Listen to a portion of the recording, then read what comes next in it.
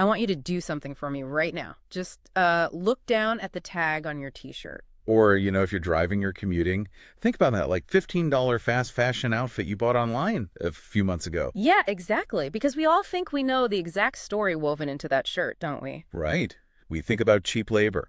We think about exploitation. We feel that familiar, that heavy, almost inescapable guilt of global Western consumption. But what if we have the story completely, entirely backward? Like upside down. Completely upside down. What if the very thing that we have been taught to view as the ultimate symbol of corporate greed, the globalized sweatshop, is actually the engine of one of the most miraculous, rapid social transformations in modern human history? I gotta say, when I first looked at the materials for today, I genuinely thought there was a typo in the data. It's that shocking. It really is.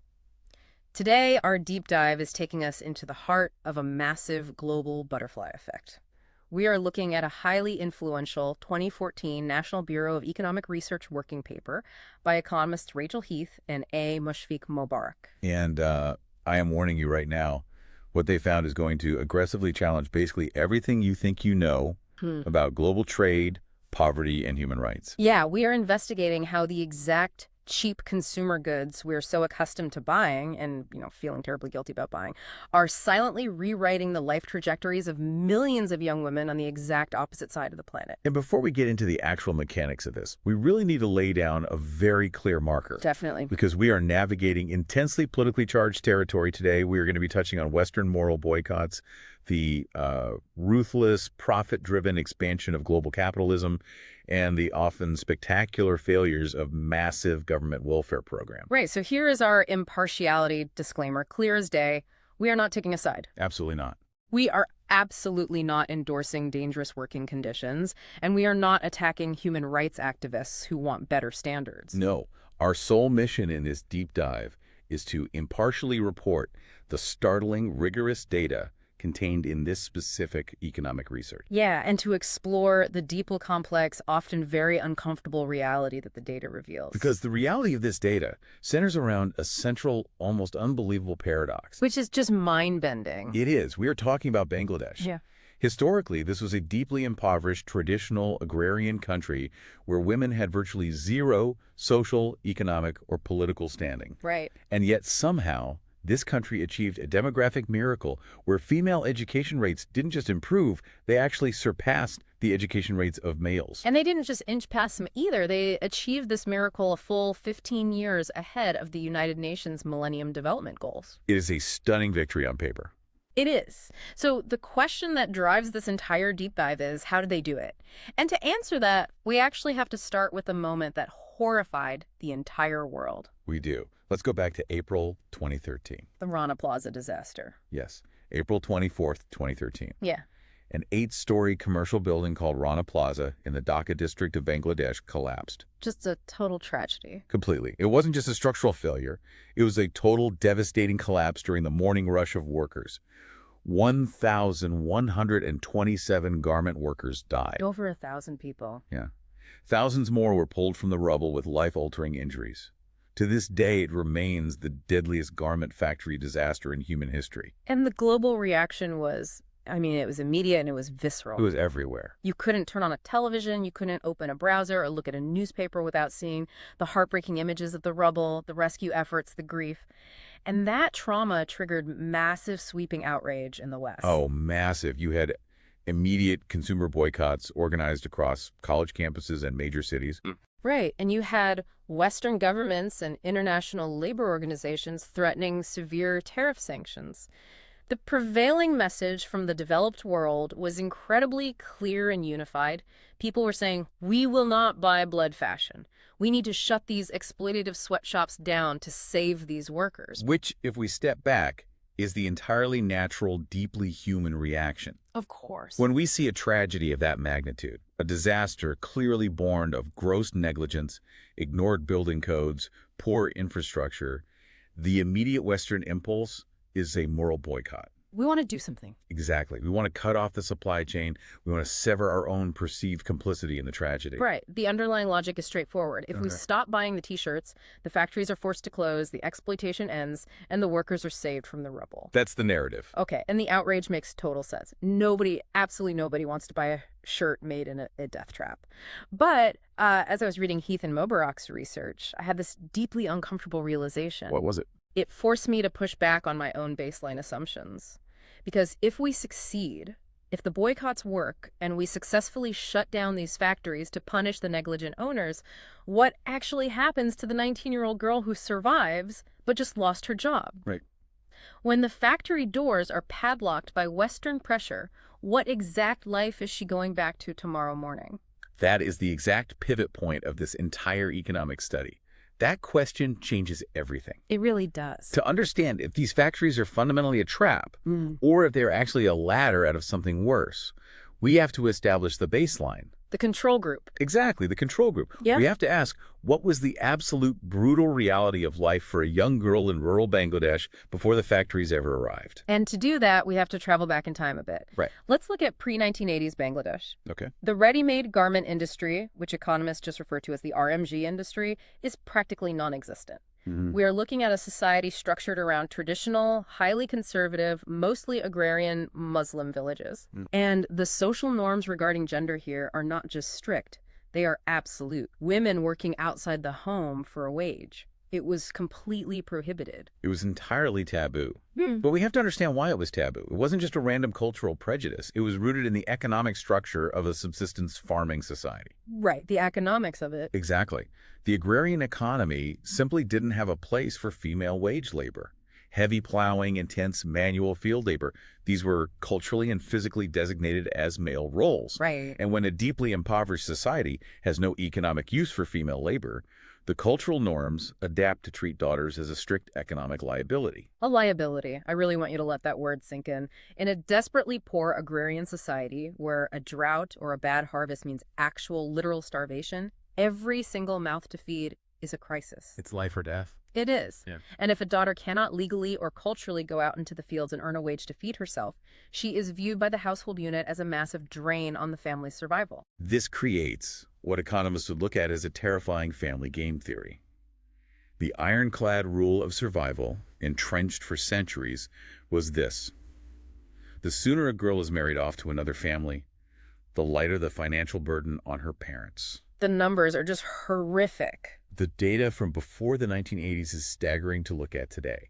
Before the factories arrived, the average age of first marriage for girls in these regions was 14.6 years old. 14.6. And that is an average, meaning a massive portion of these girls were being married off at 12 or 13. Exactly. Her destiny was completely written the exact moment she was born. Wow. Early, arranged, often forced marriage. Immediate and frequent childbirth, because her worth to her new husband's family was entirely tied to producing male heirs. Just a brutal reality. Historically, we're talking about an average of 6 births per woman, and her life was guaranteed to be one of absolute grinding poverty and total illiteracy. That was the only path. There were no detours. So we have to hold these two images in our minds and contrast them. Think about a village without a factory. The destiny there is exactly what you just described. Early marriage, illiteracy, constant childbearing, no autonomy. Right. Now contrast that with a village where a foreign-owned garment factory opens. We have to face the incredibly uncomfortable realization that what the West comfortably, almost luxuriously, labels as exploitation from thousands of miles away. Yeah.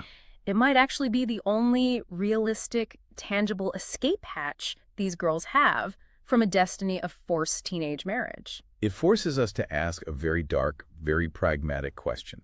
Is the alternative to a sweatshop a nice middle-class high school experience with a soccer team and a prom? Obviously not. Right. Or is the alternative absolute darkness? Exactly. If I'm looking at this historically entrenched system, my immediate assumption is that breaking a cultural rule that has been locked in place for centuries would take monumental effort. Sure, you'd think so. Yeah. You'd think it must take decades of massive government intervention, right? Like trillions of dollars in international aid, endless NGO campaigns, armies of sociologists trying to change hearts and minds village by village. You would absolutely think so. That is the traditional development model we are taught. But the data shows something completely different. It really does. It wasn't a charity campaign that broke those centuries-old chains. It wasn't a UN resolution. It was the explosive, relentless, cold, profit-driven rise of the ready-made garment industry. The growth miracle. Let's look at the sheer scale of the numbers here because they are wild. In 1983, there were roughly 40,000 workers in this entire industry in Bangladesh. Just 40,000. Right, but by the time Heath and Mubarak conducted the study, that number had skyrocketed to nearly 4 million. 4 million. It was compounding at a crazy 17% a year.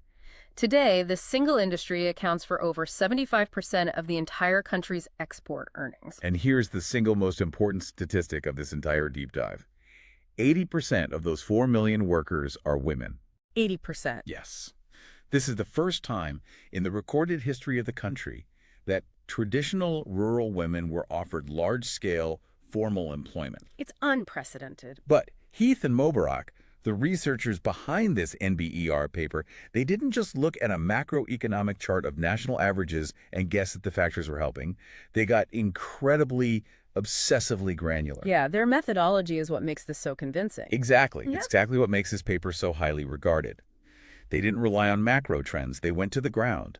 They surveyed 1,395 individual households across 60 different villages. A huge sample size. Massive. They compared villages that were near factories, meaning within a walkable or busable commuting distance, to control villages that were geographically isolated from the industry. Right. And crucially, they didn't just look at a snapshot in time.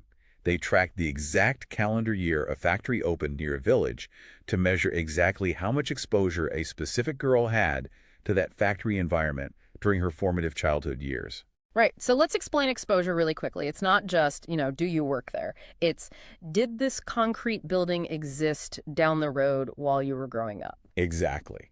Did it change the landscape of opportunity? And the data drop here is just shocking. For girls who had an average of 6.4 years of exposure to a factory environment, their risk of early marriage, meaning the statistical hazard of being married off between the ages of 12 and 18, which is the prime danger zone. Yeah, it plummeted by 28%. A 28% drop in the hazard of getting married as a child. That is the massive demographic shift. It's huge. And running perfectly parallel to that, the risk of early childbirth for those same girls dropped by 29%. Okay, I know what you're thinking. I know exactly what you're thinking right now, because it was my first thought, too. You look at those numbers and you say, well, of course they aren't getting married. They are trapped inside a humid factory working 14-hour shifts, 6 days a week. They literally just don't have the time, the physical energy, or the biological bandwidth to get married and have kids. Right. It feels like we just traded one kind of trap for another. Exactly. That is the most common, almost reflexive assumption. It makes logical sense based on our cultural understanding of sweatshops. But here is the mind-bending twist in the data that completely shatters that assumption. Okay, hit me. The researchers found that even girls who had never stepped foot inside a factory in their entire lives were massively delaying marriage and childbirth.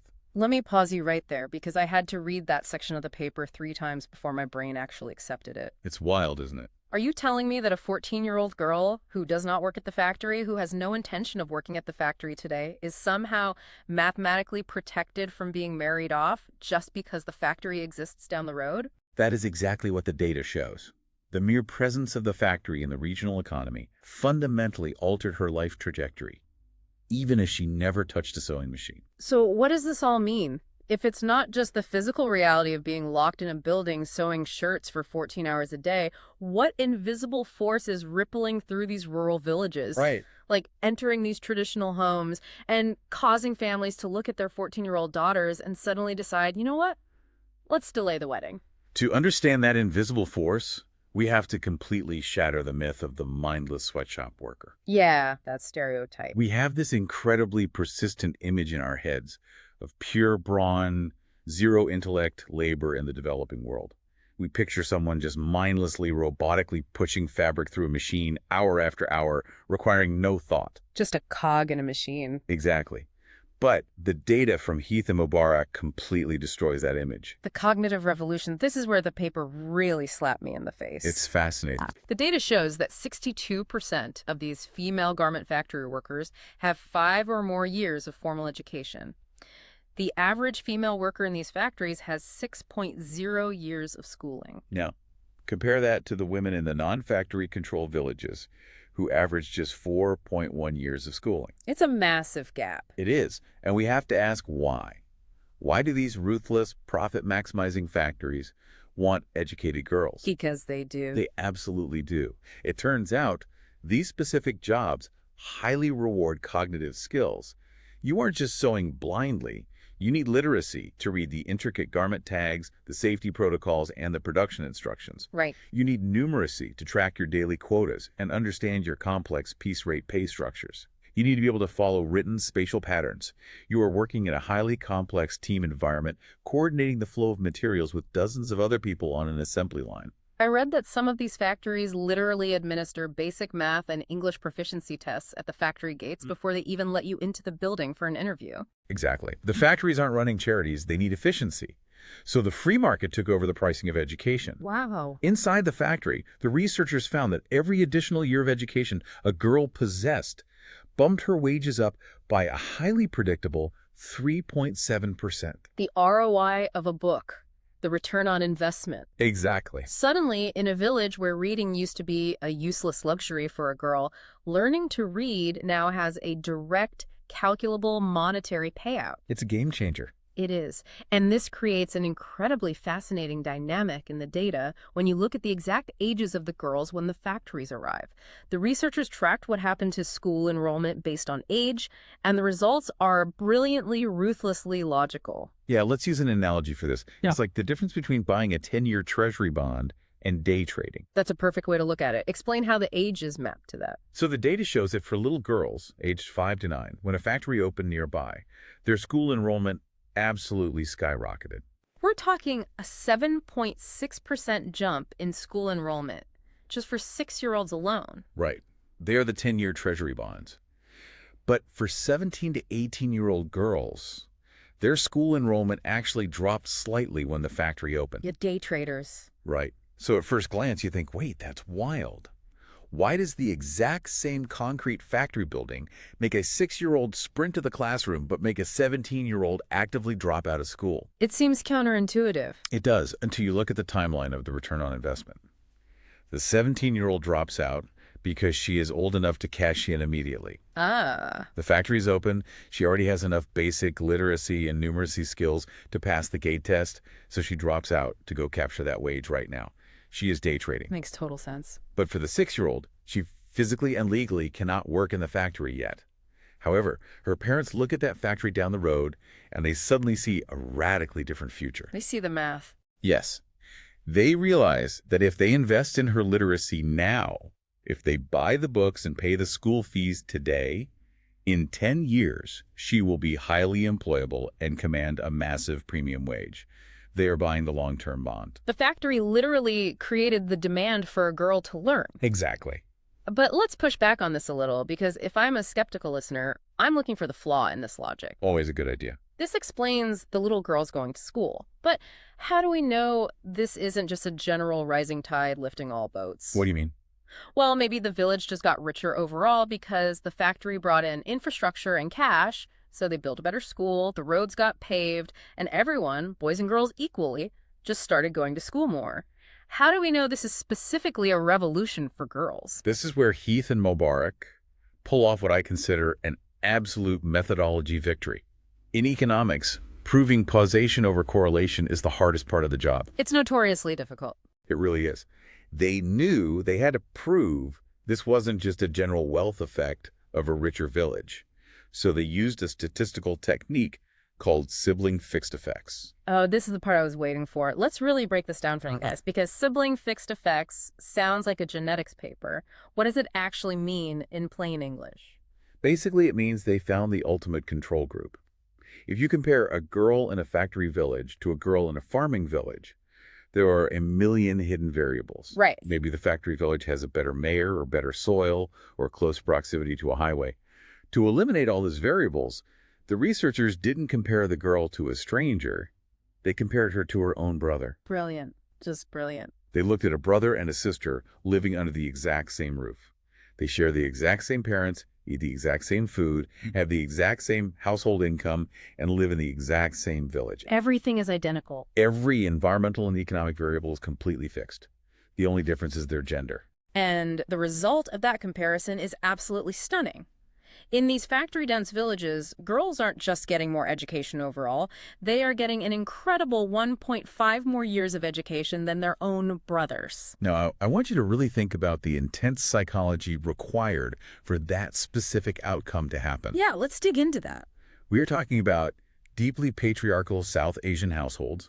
Culturally, fathers have heavily favored sons for centuries. The son is the ultimate retirement plan. Exactly. The son stays with the family, the son inherits the land, the son carries the family name, the daughter leaves. Right. So why on earth would a highly traditional father who has absorbed these patriarchal norms his entire life suddenly pull his beloved son out of school to go do manual agricultural labor, but scrape his pennies together to keep his daughter in the classroom? Because the global market suddenly put a massive, undeniable premium on female cognitive labor. The boy can go work in the agricultural fields.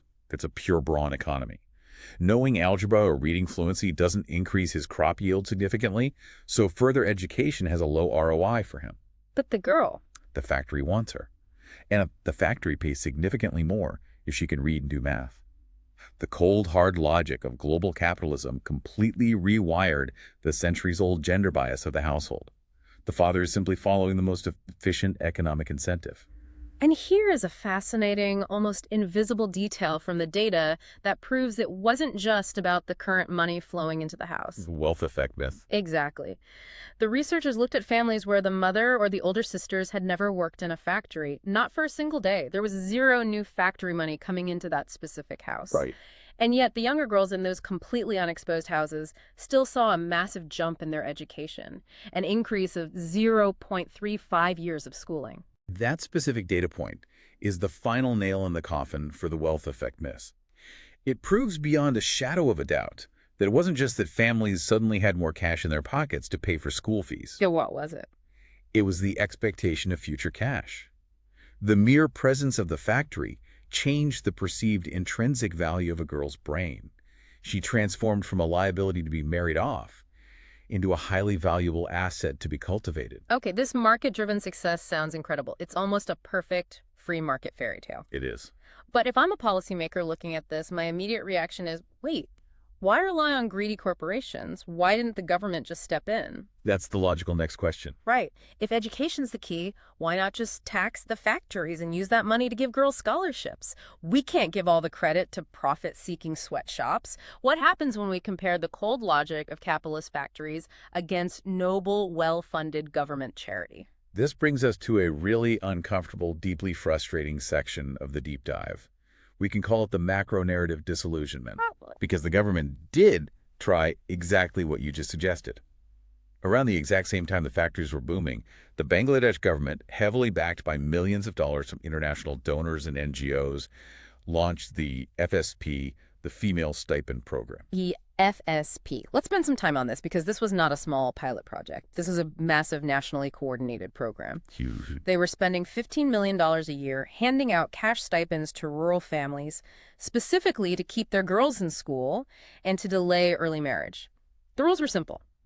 If a girl stayed in school and stayed unmarried, the family got a monthly stipend. It sounds like the absolute perfect, morally pure policy. It sounds flawless. It was celebrated globally. Yeah. International organizations pointed to it constantly. It was praised as the primary reason Bangladesh was closing the gender gap. But Heath and Mubarak are rigorous economists. They didn't just take the government's press releases at face value. They ran what's called a triple difference model to test the FSP's actual causal effectiveness against the factory effect. Okay, wait, pause.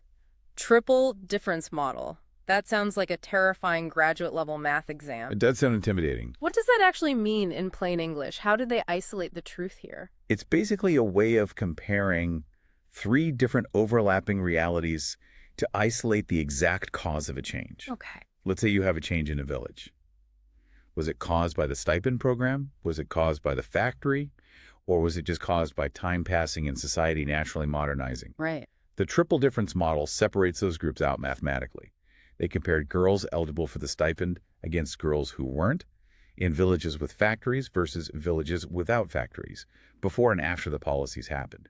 It strips away all the noise. And the result of that rigorous noise-free model. It was a near total failure. Wow. The FSP, the globally praised $15 million a year program, had virtually zero causal effect on reducing early marriage, and it had almost no meaningful impact on boosting actual long-term enrollment compared to what the factories were doing entirely on their own. I just want to make sure I'm hearing this correctly.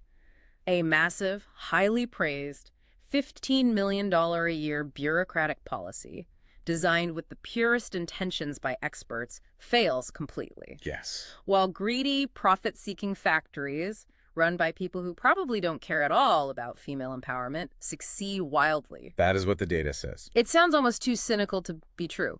What is the actual mechanism here? Why did the charity fail and the factory win? It comes down to the fatal blind spot of almost all global charity: supply versus demand, and specifically a failure to understand opportunity cost. Okay, break that down. The FSP was a supply-side subsidy.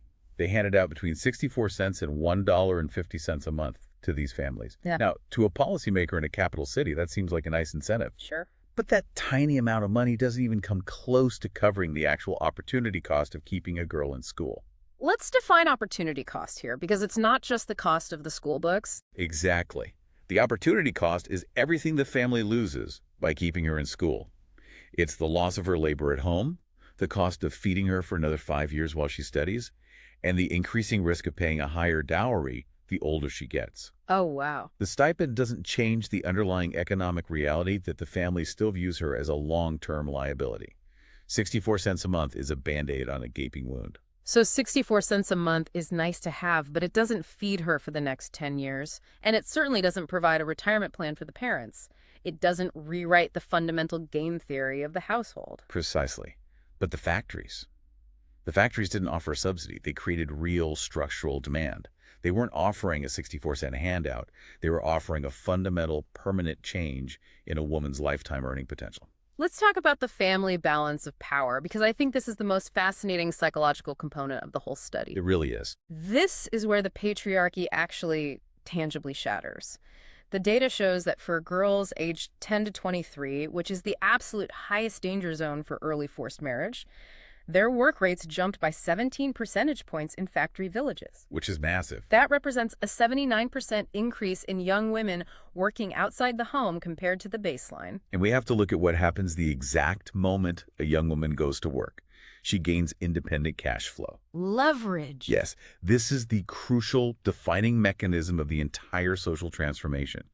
When a 16-year-old daughter suddenly becomes the most stable, most lucrative cash flow source for an entire agrarian family, the traditional patriarchal power dynamic implodes instantly. She gets a seat at the table. She literally buys her way into the family's decision-making process. Exactly. Before the factory, if the father says, "I'm marrying you off to a 40-year-old farmer in the next village tomorrow," she has zero leverage. She has to put on the veil. But now, she can look her father in the eye and say, "If you do that, I have to quit my job, my factory wage stops, and you lose half the household income. Can you afford that?" It is pure leverage. She isn't just a mouth to feed anymore.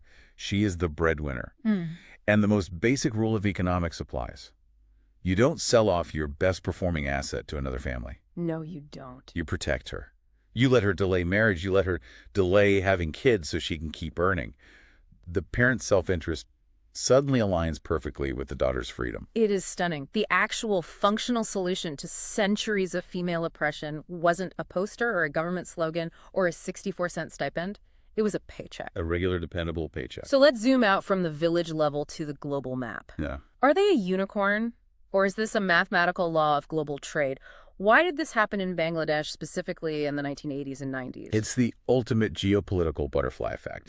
It happened in Bangladesh primarily because labor costs in China started to rise. China was developing, getting richer, and their workers demanded higher wages.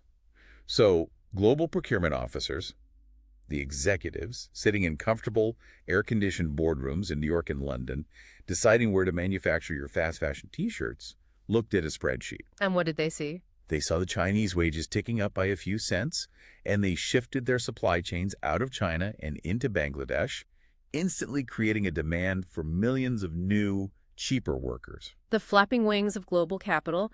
A guy in Manhattan clicks a mouse on a spreadsheet, and 6 months later, that decision directly places a math textbook into the hands of a 12-year-old girl in rural Bangladesh who otherwise would have been married off. It's incredible. That is just wild to think about. And if we connect this to the broader historical picture, this phenomenon isn't historically unique to Bangladesh at all. We're actually watching a historical repetition. Really? Yeah. If you look at the broader history of female liberation across the globe, the precursor to social awakening and gender equality has rarely, if ever, been pure moral enlightenment.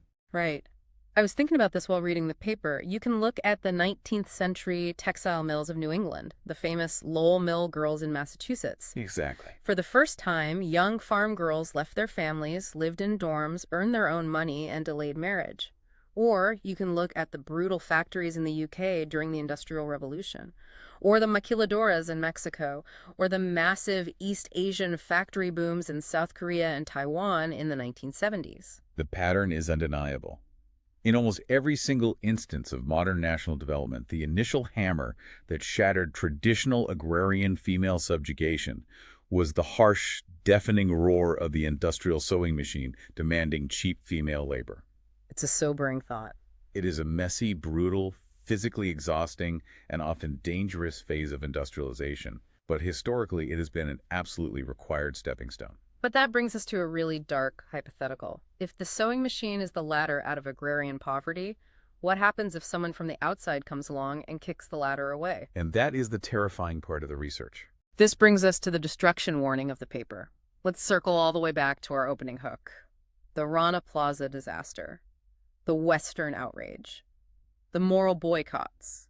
The West demanding an immediate end to the exploitation. Heath and Mubarak did something very chilling with their data at the end of the paper. They ran their empirical models in reverse. What does that mean? They essentially asked the data a hypothetical question. If the Western tariffs, the consumer boycotts, and the moral posturing succeed, if we successfully shut down the Bangladeshi export market to punish the factories, what mathematically happens to these women? And the data screams a massive warning. It does.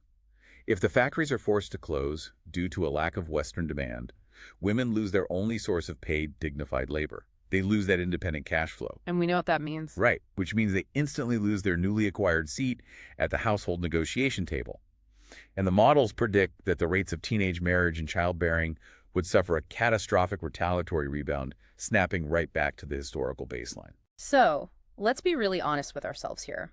When we sit in our comfortable Western homes, wearing our ethically sourced organic cotton, and we aggressively refuse to buy clothes from these factories in order to protect the workers, are we actually being high-minded and noble? It's a tough question. Or are we just stripping them of the only actual tangible weapon they have to fight off a forced teenage marriage? It raises an incredibly important, very uncomfortable question about the high-minded hypocrisy of developed nations. Right. We, in the West, went through our own brutal, unsafe, exploitative industrialization phase centuries ago. We had the Lowell Mills, we had the Triangle Shirtwaist Factory fire. We climbed that bloody ladder to prosperity. And now that we are a post-industrial, service-based, wealthy society, we try to aggressively enforce our current luxurious labor standards on nations that are just entering their own crucial industrialization phase. It's exactly like we climbed the ladder out of poverty, and now we want to kick the ladder away from anyone else because the rungs look a bit dirty to our modern sensibility. We are projecting our own consumer guilt onto their only survival strategy. And in doing so, in the name of human rights, we risk throwing millions of girls back into the absolute dark of agrarian poverty, illiteracy, and child marriage. It is a profoundly sobering realization that the price of global prosperity isn't just a simple black and white story of corporate exploitation. It is complicated. It is incredibly messy. Sometimes it is tragic, like Rana Plaza. Definitely. But this deep dive, this rigorous data, proves that it is the undeniable engine of female empowerment, education, and delayed marriage in the developing world. The next time you put on a cheap t-shirt, look at that tag again. Trace the journey. Think about the person behind it. Remember that the global trade web it represents is actively, right this very second, reshaping the destiny of a young girl's life. It is giving her leverage and a voice in a society that historically gave her absolutely none. Knowledge is most valuable when understood in its full, complex context. We have to learn to look past our own initial reflexive outrage and look at the actual mathematical alternatives these women face on the ground. Exactly. We can't let our desire for moral purity blind us to their reality. So, what does this all mean for the future? I want to leave you, the listener, with a chilling, forward looking thought, something to really chew on after this is over. It's a big question. Bangladesh's women prove that rapid industrialization is the sharpest weapon against traditional patriarchal chains. But right now, we are entering a totally new era. AI, high-tech robotics, and automation are advancing at breakneck speed. They are. They are actively threatening to pull manufacturing out of the developing world and bring it right back to the West in fully automated, dark factories where the lights don't even need to be on. Because the robotic arm doesn't need a minimum wage, doesn't need a lunch break, it doesn't organize, it never sleeps. Right. So when a robotic arm finally permanently replaces the sewing machine, what happens to the girl in the rural village who just put down her wedding veil to pick up a math textbook? That's the terrifying unknown. Is our sparkling new, highly efficient, automated world building her a brighter future? Or, as we sit in our comfortable homes marveling at the latest AI breakthrough, are we quietly, permanently tearing down her only bridge? Something to think about. Until next time, keep diving deep.